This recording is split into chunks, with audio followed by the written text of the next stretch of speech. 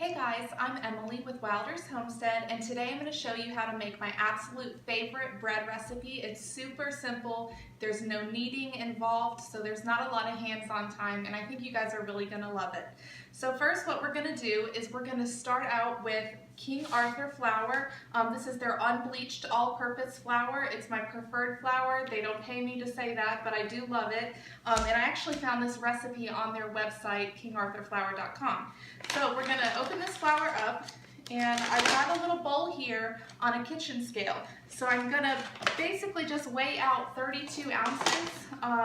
You can also do it by cups, but the most reliable way is actually to do it by weight. So let's see if we can get 32 ounces out. We're getting close. All right, here we go. And 32, perfect.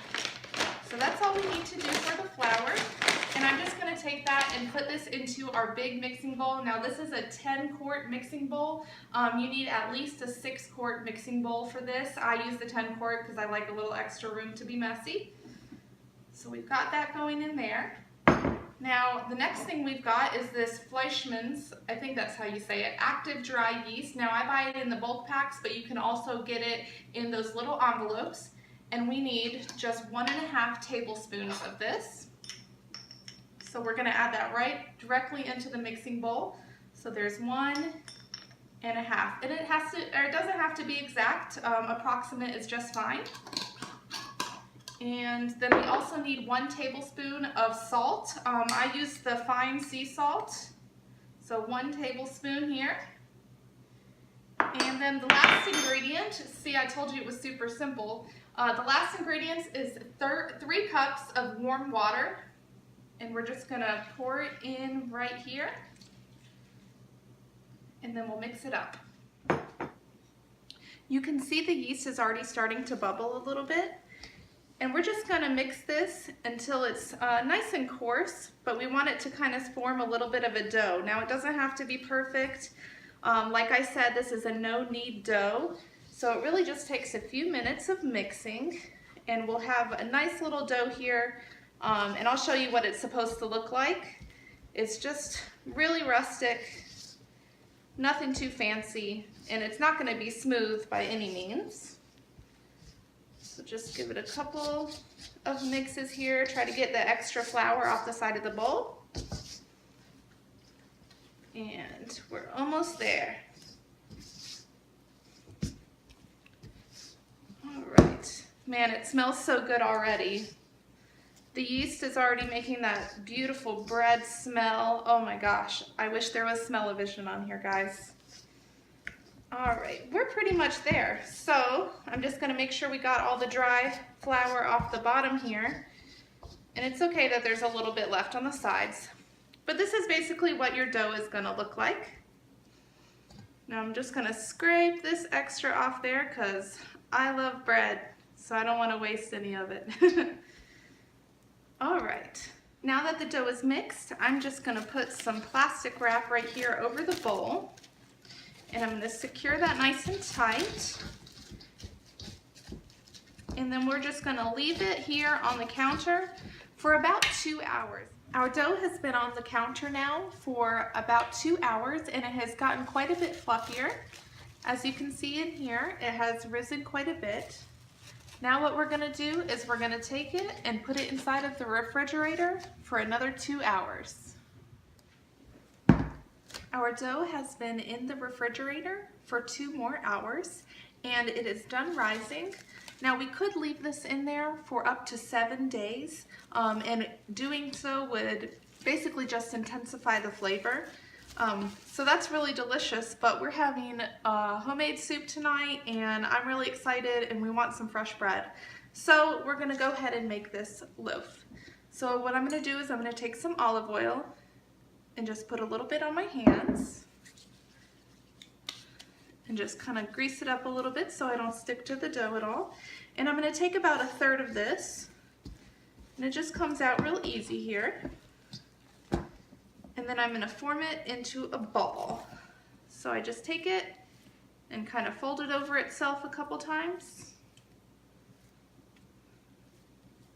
And then I'm going to put it on this piece of parchment paper that I have right there.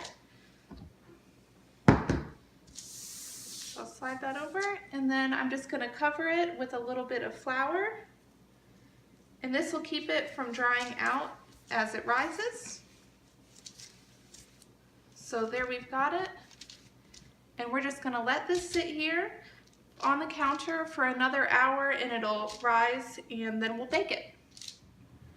Our dough has risen and it's almost ready to bake, but before I do that, I've got the oven preheated and I'm just going to put my pans in the oven. Now this is just like a pizza pan. You can use just a regular cookie sheet or you can even use a baking stone, but this is what I use to bake my bread on. Basically, once this bread is ready, I'm just going to pick the whole thing up and plop it on that. But I want to get that into the oven first and get it heated up. And then the second pan is going to go underneath on the lower rack, and when I'm ready to put my bread in, I'm going to put my bread in, and then I'm going to add 1 cup of hot water to this pan, and it's just going to create a little bit of steam, which is going to help with the crust. So I'm going to go ahead and put those in the oven, and then we'll get to work on the dough. So just to finish the dough, what I'm going to do is I'm going to add a little bit of flour to the top.